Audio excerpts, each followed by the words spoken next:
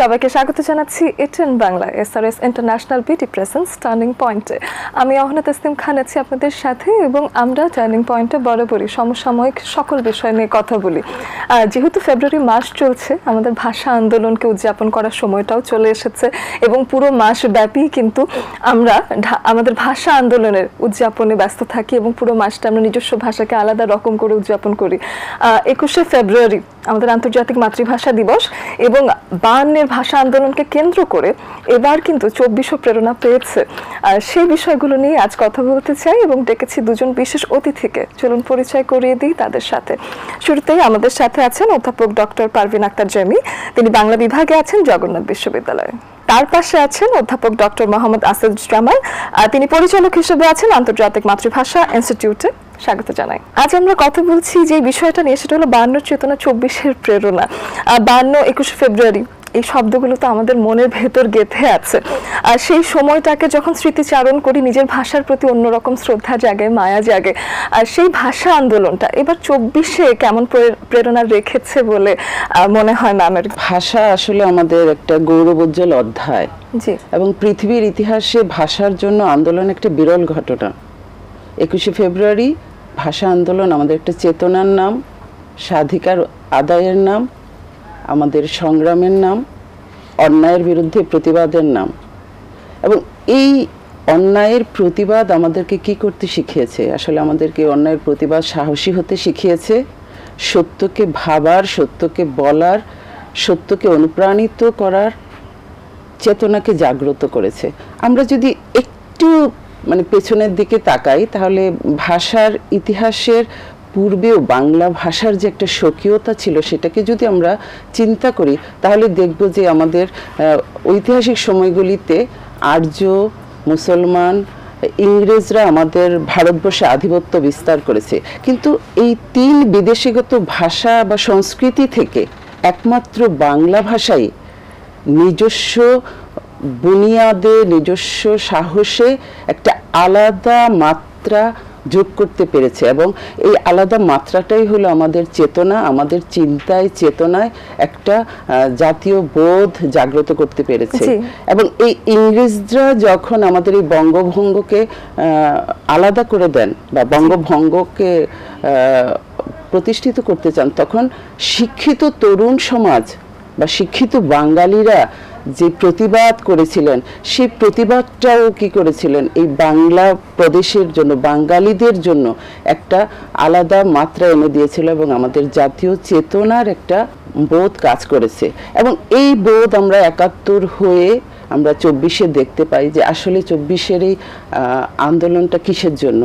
ওই অন্যায়ের জন্য, আমাদের অধিকার বঞ্চিত যেন আমরা না হই, তার জন্যই প্রতিবাদ। এবং আমাদের তরুণ সমাজ বা 24 যাদেরকে, তাদেরকে আমি তরুণ বলছি, যে যারা এই আন্দোলনে অংশগ্রহণ করেছে, তো তারা কি করেছিলেন, যে একটা প্রতিবাদে সোচ্চার হয়ে উঠেছিলেন যে আসলে আমরা সত্যের জন্য লড়াই করব, আমরা কারো কাছে মাথা নত করব না।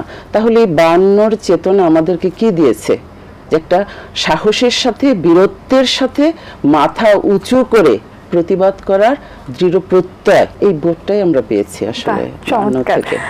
মোদের গর্ব, মোদের আশা, আমরি বাংলা ভাষা, এবং সেই ভাষা নিয়েই কাজ করছেন মোহাম্মদ আসাদুজ্জামান। এবং স্যার, আপনার কাছে এসে যে বিষয়টা জানতে চাই, সেটা হলো যে এই যে 24-এর অভ্যুত্থান, ছাত্রদের অভ্যুত্থান, সেই বিষয়টা নিয়ে যে প্রেরণা কাজ করেছে, আপনার কি মনে হয় যে 52-এর ভাষা আন্দোলন দ্বারা তারা প্রেরণা পেয়েছে?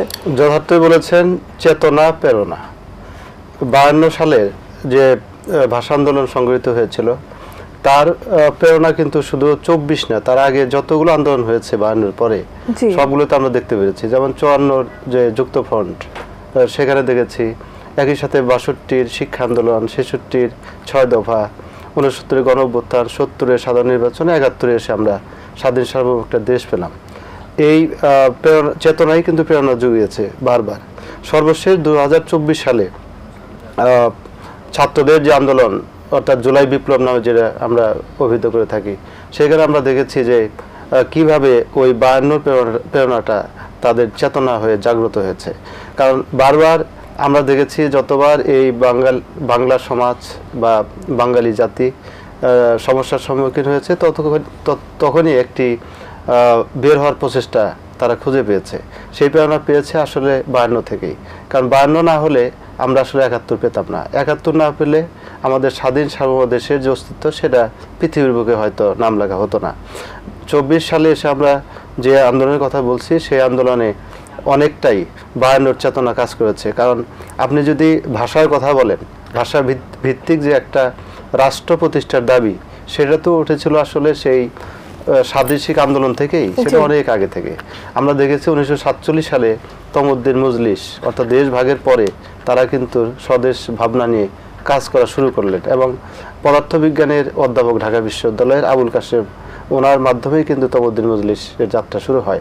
সেখানে রাষ্ট্রভাষা সংগ্রাম পরিষদ গঠিত হয়েছে।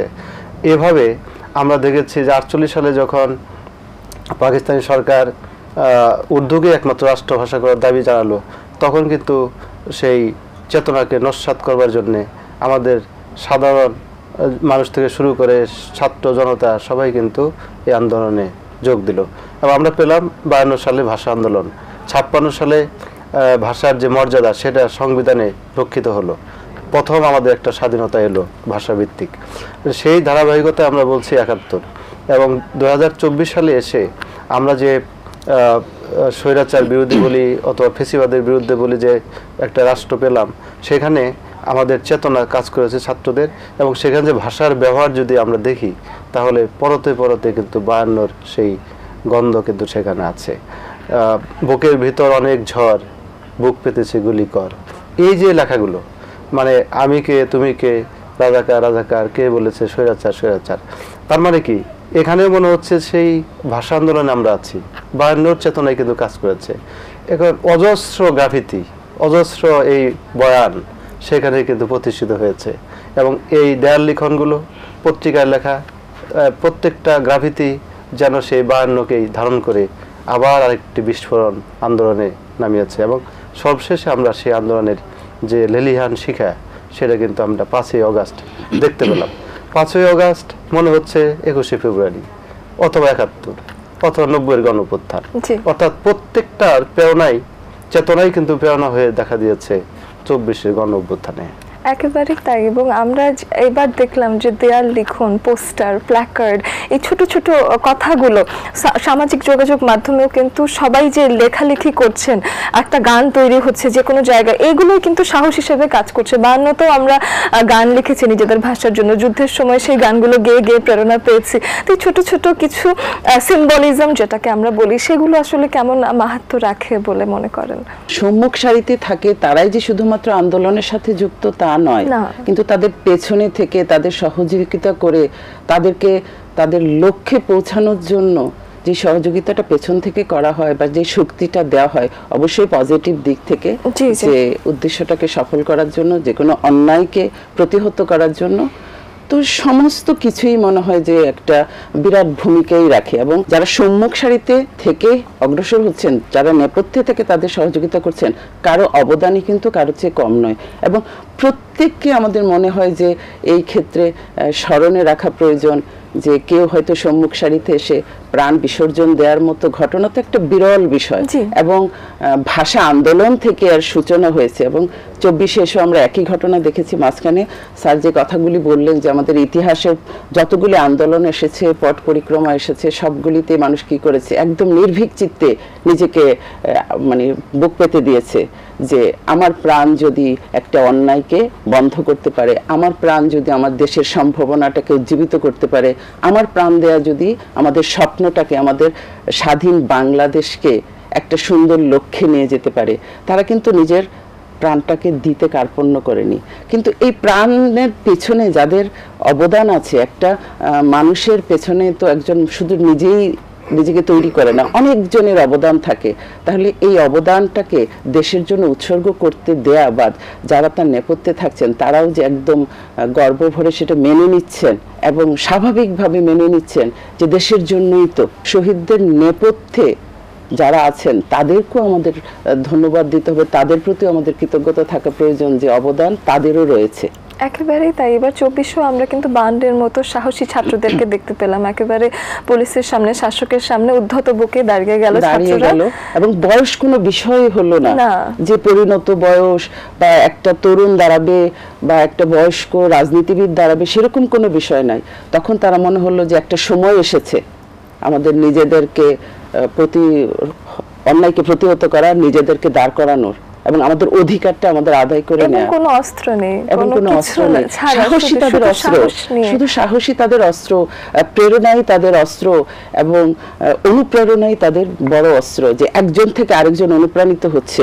এবং আমরা লক্ষ্য করব যে একটা সারি যখন পিছিয়ে যাচ্ছে, পিছনের সারি কিন্তু চলে যাচ্ছে না, বা সামনের সারিটা ফাঁকা হয়ে যাচ্ছে না, আরো সারিগুলি সামনে এগিয়ে আসছে। এই মিছিলের ধর্মই বোধহয় এরকম, যে একটা দল পড়ে যাবে, তাহলে সম্মুখ থেকে, পিছন থেকে আরেক দল এসে সেই জায়গাটা পূর্ণ করবে। এবং আমাদের বাঙালির রক্তে, চেতনায় এবং বাঙালির ইতিহাসেই বোধহয় এই সাহস জড়িত এবং এই চেতনা জড়িত, এবং আমরা আসলে একটা বীরের জাতি। চমৎকার বলেছেন ডক্টর মোহাম্মদ আসাদুজ্জামান স্যার। আপনার কাছে এসে জানতে চাই, যেহেতু আন্তর্জাতিক মাতৃভাষা ইনস্টিটিউটের মাধ্যমে আপনি নিজের মাতৃভাষাকে নিয়ে কাজ করছেন, আমি একটু জানতে চাই যে এখন 24-এর আকাঙ্ক্ষা বাস্তবায়নে নিজের ভাষাকে সংস্কার, বা যেই ভাষা নিয়ে আসলে এত আন্দোলন, সেই ভাষা নিয়ে কি কাজ চলছে আপনাদের ইনস্টিটিউটে? আন্তর্জাতিক মাতৃভাষা ইনস্টিটিউটের কাজই হচ্ছে বিশ্বের যত ভাষা আছে সেই ভাষা নিয়ে এগুলো কাজ করা। আমরা জানি বর্তমান বিশ্বের 7168টি ভাষা আছে। এই ভাষাগুলোর অনেক ভাষাই কিন্তু বিপন্ন অবস্থায় আছে। ডেভিড ক্রিস্টাল নামে একজন ভাষাবিজ্ঞানী বলেছেন 50-60 বছরের মধ্যে পৃথিবীর 90% ভাষা হারিয়ে যাবে, বিলীন হয়ে যাবে পৃথিবী থেকে। সেই ভাষাগুলো নিয়ে আমরা কাজ করছি। বিশেষ করে বাংলাদেশে বাংলা সহ 40টি ভাষা আছে। সেই ভাষাগুলো প্রচার এবং অনেক ক্ষেত্রে বিপন্নের হাত থেকে রক্ষা করা। এই যে 40টি ভাষার কথা বললাম, তার মধ্যে 14টা ভাষাই কিন্তু বিলুপ্তি হওয়ার পথে, অর্থাৎ বিপন্ন অবস্থায় আছে। এই ভাষাগুলো নিয়ে আমরা কাজ করছি। এই ভাষাগুলো কিভাবে ডকুমেন্টেশন করা যায় এবং ওই ভাষী যারা আছে তাদের মধ্যে কিভাবে এই ভাষার সচেতনতাটা বৃদ্ধি করা যায়, সে লক্ষ্যে আমরা কাজ করছি। একই সাথে আপনি দেখুন যে বিশ্বের যত উন্নত সাহিত্য আছে সেগুলো অনুবাদ করা, এবং আমাদের যে সাহিত্য সেগুলো বিশ্বের দরবারে পৌঁছে দেওয়ার জন্য অনুবাদ, সেই প্রক্রিয়া আমরা অব্যাহত রেখেছি। এবারই বইমেলা এসেছে বিশ্ব সাহিত্যের সেরা গল্প নামে একটি অনুবাদের বই। এটা একটা সুন্দর একটা কাজ হয়েছে, আমি দায়িত্ব নেওয়ার পরে এটা করেছি। এরকম ক্ষুদ্র নৃগোষ্ঠীদের যেটা বললাম 14টি ভাষা বিভিন্ন অবস্থায় আছে, তার মধ্যে খুবই সমস্যার মুখে আছে 3 থেকে 4টা ভাষা, আগামী 2-3 বছরের মধ্যে হারিয়ে যাওয়ার উপক্রম হয়েছে। এমন ভাষা আছে যে, যেমন কন্দ, সোরা, পাত্র, রেংমিটচে মাত্র 6 জন ভাষী আছে যারা অনর্গল কথা বলতে পারে। এদের বয়স 70-এর বেশি। তারা মারা যাওয়ার পরে এই ভাষাটা পৃথিবীতে বিলীন হয়ে যাবে, কারণ বর্তমান প্রজন্ম এই ভাষার ব্যবহার করছে না। এরকম যে ভাষাগুলো বেশি ভালনারেবল অবস্থায়, সেই ভাষাগুলো নিয়ে আমরা ডকুমেন্ট করছি। একই সাথে ওই অংশীজন যারা এই ভাষায় বা আশপাশের যে পরিবেশ, সেই পরিবেশটা রক্ষা করার দায়িত্ব তাদের, কিন্তু সচেতনতার অভাবে এই প্রজন্ম আসলে সেই ভাষা ব্যবহার করতে চায় না। এটা একটি বড় একটা বাধা, অন্তরায় ভাষার ক্ষেত্রে বলবো। সেইগুলো আমরা নিয়ে কাজ করছি। একই সাথে আমাদের আন্তর্জাতিক মাতৃভাষা ইনস্টিটিউটে বিভিন্ন ভাষার প্রশিক্ষণ কোর্সও আমরা চালু করেছি। ক্ষুদ্র নৃগোষ্ঠীর ভাষীরা যাতে তাদের মাতৃভাষা সঠিকভাবে চর্চা করে, তারা যাতে অনুপ্রেরণা পায়। আপনি চেতনার কথা বললেন 21শে ফেব্রুয়ারি উপলক্ষে। 21শে ফেব্রুয়ারি বা 24-এর 5ই আগস্ট সব আন্দোলনেই কিন্তু ওই ক্ষুদ্র নৃগোষ্ঠী বা জাতিসত্তাদের কিন্তু আলাদা ভূমিকা ছিল। কাজে তাদের ভাষাও আমাদেরকে সমান গুরুত্ব দিতে হবে। আন্তর্জাতিক মাতৃভাষা ইনস্টিটিউট সবসময় এই প্রজন্মকে শেখাতে চায় প্রত্যেকটা ভাষায় আসলে সবার কাছে সমান গুরুত্বপূর্ণ। আমরা এবছর এই ধারণাকে প্রচার করবার জন্য সমস্ত বাংলাদেশে 8টি অঞ্চলে আমরা লিঙ্গুইস্টিক অলিম্পিয়াড করেছি। সেখানে কোনো একটা ক্ষুদ্র নৃগোষ্ঠী ভাষার পরীক্ষা নিয়েছে ওই অঞ্চলে। ওইখানেই নির্দেশনা আছে যে প্রত্যেকটা ভাষা সমান, কোনো ভাষায় ছোট বড় নয়। আমরা যে বারবার ক্ষুদ্র নৃগোষ্ঠী বলি, আসলে ক্ষুদ্র নৃগোষ্ঠী বলতে কিছু নেই। আমি বলতে চাই জাতিসত্তা, প্রত্যেকটাই জাতিসত্তার সমান। জাতিসংঘের এবার ইউনেস্কোর যে স্লোগান, থিম, সেখানে পরিষ্কার লেখা আছে make languages count for sustainable development, অর্থাৎ টেকসই উন্নয়নের জন্য ভাষায় গুরুত্ব দিতে হবে। এই ভাষা মানে কিন্তু মাতৃভাষা, এখানে ছোট বড় কোনো ভাষার কথা বলা হয়নি। অর্থাৎ পৃথিবীতে যত ভাষা আছে প্রত্যেকটা ভাষাকে সমান গুরুত্ব দিতে হবে, কারণ মা যেমন গুরুত্বপূর্ণ, দেশ যেমন গুরুত্বপূর্ণ, ভাষাও এরকম গুরুত্বপূর্ণ। মা, মাটি, মাতৃভূমি তিনটাই পরম শ্রদ্ধার বস্তু, ডক্টর মোহাম্মদ শহীদুল্লাহ বলেছেন।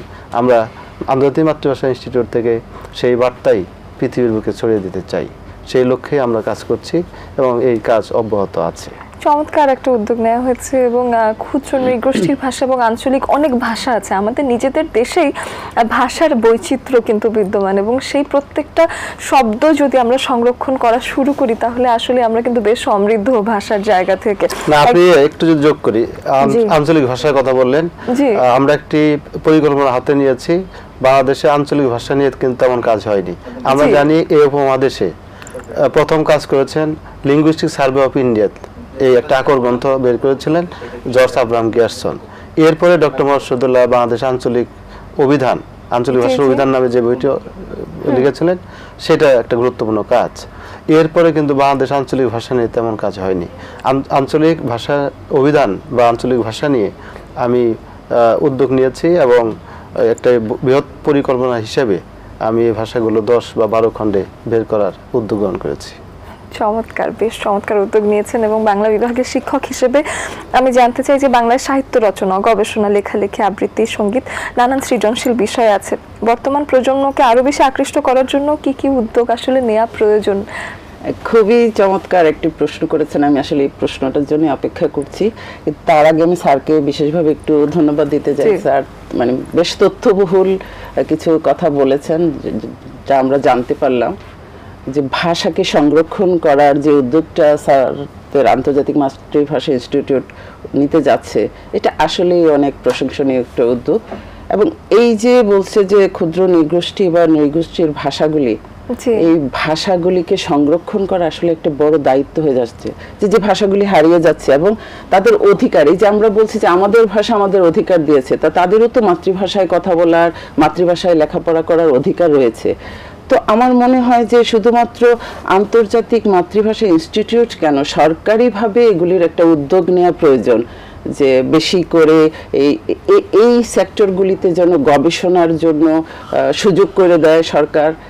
সেটা একটাই অবশ্যই একটা মানে বড় বিষয় হবে যে আমাদের ভাষাকে রক্ষা করার জন্য। আর তরুণ প্রজন্মের জন্য আমি যদি প্রথমেই বলি, যেমন আজকে আমি মিডিয়ার সামনে বসে আছি, মিডিয়া একটা বড় ভূমিকা নিতে পারে এবং সরকারের উদ্যোগ তো থাকবেই যে ভাষাটাকে শুদ্ধভাবে চর্চা করা, শুদ্ধ চর্চার উপায়গুলি পৌঁছে দেওয়া, বেশি বেশি করে প্রচার করা এবং সঠিক মানুষদের তুলে নিয়ে আসা যারা আসলেই সঠিকভাবে চর্চা করছে ভাষাটাকে নিয়ে নীরবে নিভৃতে কাজ করছে, তারা হয়তো পরিচিত হয়ে উঠছে না বা কোথাও নিবৃত্তে পড়ে আছে, তাদের অনুসন্ধান করা এবং বাংলা ভাষার জন্য আসলে যাদের অবদান কাজ করছে ধারাবাহিকভাবে, তাদেরকে মূল্যায়ন করা জরুরি। এবং তরুণ সমাজ যাতে উৎসাহিত হয়, বাংলা ভাষাকে ভালোবাসে, অপসংস্কৃতির চর্চার মধ্য দিয়ে আমরা যদি আমাদের স্বকীয়তাটা ধরে রাখতে পারি, আমরা যদি আমাদের নিজস্বতাটাকে সঠিকভাবে প্রকাশ করতে পারি, যত সংস্কৃতির চর্চাই হোক বা অপসংস্কৃতির চর্চা হোক, আমার ভিত্তিভূমি তো আমি হারিয়ে ফেলবো না। সুতরাং আমার মৌলিকত্বকে ধরে রাখার উদ্যোগটা প্রথমত সরকারকে নিতে হবে এবং প্রচার, সংবাদপত্র, মিডিয়া, এদের অধিক প্রচার আমাদের ভাষাটাকে আরো যত্নশীল, আরো প্রাণবন্ত এবং তরুণ সমাজের মধ্যে ছড়িয়ে দিতে পারে বলে আমি মনে করি। চমৎকার বলেছেন। এবং আমরা দেখা যায় সৃজনশীল নানান বিষয় নিয়ে আসলে এই চর্চাটা, এবং যে কোনো বিশ্ববিদ্যালয়, স্কুল, কলেজ সব জায়গায় কিন্তু এই চেষ্টাটা এই কারণেই রাখা হয়, শিক্ষা প্রতিষ্ঠানগুলিকে সুযোগ করে দিতে হবে। আর আমরা যখন সৃজনশীল চর্চায় থাকবো তখন কিন্তু আমাদের নেগেটিভ চিন্তাগুলি আমাদের মনের মধ্যে স্থান পাবে না। আমরা সবসময় কি করবো, আমরা একটা শুদ্ধতার চর্চা করব, আমরা একটা সংস্কৃতির চর্চা করবো। এবং এই সংস্কৃতির চর্চা করতে গেলে দেখা যাবে যে আমাদের বাঙালির ইতিহাস তো হাজার বছরের পুরনো আস্তে আস্তে হারিয়ে যাচ্ছে, সেগুলিকে চর্চা করে সংরক্ষণে রাখা বোধহয় খুবই জরুরি।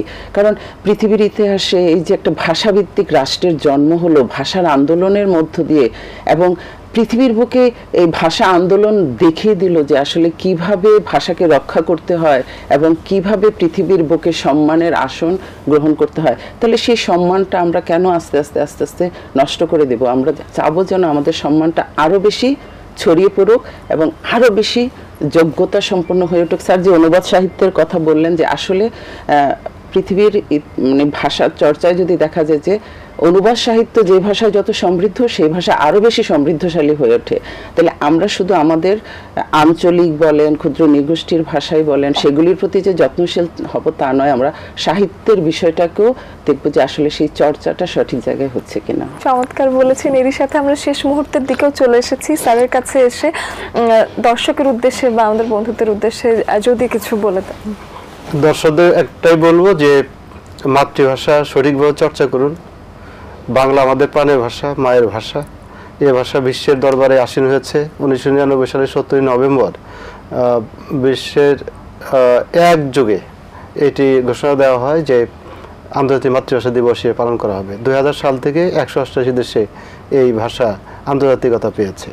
কাজে আমাদের প্রাণের ভাষা, এবং আন্তর্জাতিক পায় নাই শুধু, বাংলাদেশে আন্তর্জাতিক মাতৃভাষা ইনস্টিটিউট প্রতিষ্ঠিত হয়েছে। এটা একটা গর্বের বিষয়। কাজে আমরা কোনো হীনমন্যতা না, আমাদের মাতৃভাষা সামনের দিকে এগিয়ে যাবে। আমাদের জাতিসত্তার ভাষা, এই ভাষাকে অন্তরে ধারণ করতে হবে এবং পবিত্র বাংলা সর্বস্তরে যাতে ব্যবহৃত হয় সেটাও আমাদের খেয়াল রাখতে হবে।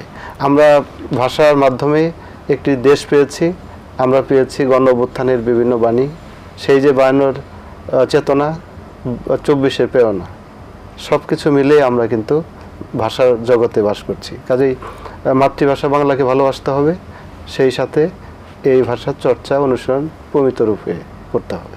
চমৎকার। দুজনকেই অসংখ্য ধন্যবাদ জানাতে চাই। আজকে বেশ গঠনমূলক সুন্দর নিজেদের মাতৃভাষা নিয়ে আলাপ আলোচনা হলো, সেই বিষয়ে আমারও ভীষণ ভালো লাগছে। দুজনকে পেয়েও ভালো লেগেছে, অনেক ধন্যবাদ। আপনাকেও ধন্যবাদ, দর্শকদের ধন্যবাদ। এবং সে সাথে আমি আরেকটু যোগ করতে চাই আমাদের দর্শকদের জন্য, যে আসুন আমরা আমাদের ভাষাকে ভালোবাসি, ভাষায় আমরা বেঁচে থাকি, ভাষায় বেঁচে উঠি, এবং আমাদের যা কিছু ভুল তা সংশোধন করি, এবং আগামী প্রজন্মকে আমরা একটা সুন্দর বাংলাদেশ দেই, তারা যেন মন থেকে বাংলাকে ভালোবাসতে পারে, বাংলাদেশকে ভালোবাসতে পারে। দর্শক, আজ আমরা কথা বললাম আমাদের আন্তর্জাতিক মাতৃভাষা বাংলা এবং সেই দিবসকে ঘিরে কিভাবে 24 প্রেরণা হয়ে উঠলো 52 ভাষা আন্দোলন, সেই সব বিষয় নিয়ে সার্বিকভাবে আমাদের দেশের সংস্কৃতি, আমাদের ভাষাকে মূলধারায় ফিরিয়ে আনার যে চেষ্টা চলমান রয়েছে, সেই চেষ্টা আগাম দিনেও চলমান থাকুক, সেই প্রত্যাশায় আজকের মতো এখানেই বিদায় নিচ্ছে।